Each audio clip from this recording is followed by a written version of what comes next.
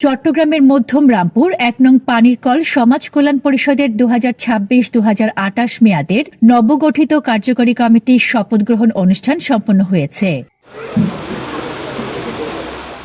গতকাল ১ নং পানির কল ফোরম্যান বাড়ি সংলগ্ন এলাকায় আয়োজিত অনুষ্ঠানে নবনির্বাচিত কার্যকরী কমিটির সদস্যরা শপথ গ্রহণ করেন। উক্ত কমিটির উপদেষ্টা পরিষদের প্রধান উপদেষ্টা হিসেবে দায়িত্ব পালন করছেন হাজী মোহাম্মদ নাজির হোসেন। এছাড়া উপদেষ্টা পরিষদের অন্যান্য সদস্যরা হলেন অ্যাডভোকেট ফারুক হোসেন চৌধুরী, হাজী মোহাম্মদ ইব্রাহিম খলিল, আব্দুল কাদের, মোহাম্মদ জসিম উদ্দিন, কামাল আফসার, মোহাম্মদ রুবেল, মোহাম্মদ নুরুল আলম মল্লিক রিপন, আবুল বশর ও মোহাম্মদ আরিফুল ইসলাম। ২০২৬-২০২৮ মেয়াদের কার্যকরী কমিটিতে ফজল কাদের সভাপতি এবং মোহাম্মদ হারুনুর রশিদ সাধারণ সম্পাদক নির্বাচিত হয়েছেন।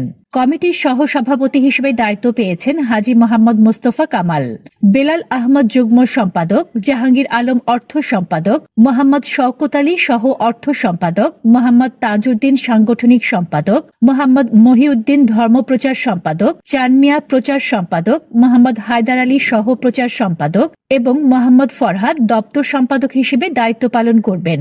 আমি অত্র সমাজের স্বার্থ ও বিশ্বস্ততার সহিত পালন করিব।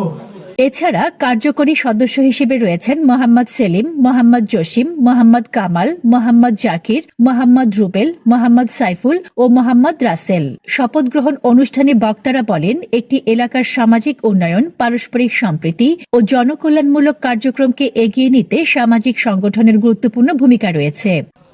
বর্তমান নবনির্বাচিত সভাপতি যিনি হয়েছেন ফজল কাদের, তিনি আগের থেকেও এই সমাজের সাথে সংযুক্ত ছিল। মানুষের সুখে দুঃখে উনি সবসময় থাকে। ওনার সামাজিকতা তার একটা অভিজ্ঞ আছে। আশা করি আগামী দিনে এই সমাজকে খুব সুন্দরভাবে সে চালিয়ে যেতে পারবে ইনশাল্লাহ। তার পাশাপাশি আমরাও থাকবো। পাঁচটা ভাই যদি আমার মাত্র আসক্ত থাকে, আমি পাঁচটা ভাইকে বুঝাই সুঝাই আমার নিয়ন্ত্রণ নিয়ে আসবো। আমি চাই না আমার কোনো ভাই মাদকের নিয়ন্ত্রণ থাকুক, কোনো আমার ভাই কোনো খারাপ রাস্তায় চলে যাক, এটা আমি কোনোদিন আশা কাম্য করবো না। বাচ্চারা মাঠে খেলতেছে, এখন জায়গা হইলো সংকট। আমাদের এমন সিটির মধ্যে কোনো জায়গা নেই খেলার। এখন যেখানে সুযোগ পায় বাচ্চারা ওইখানে খেলে।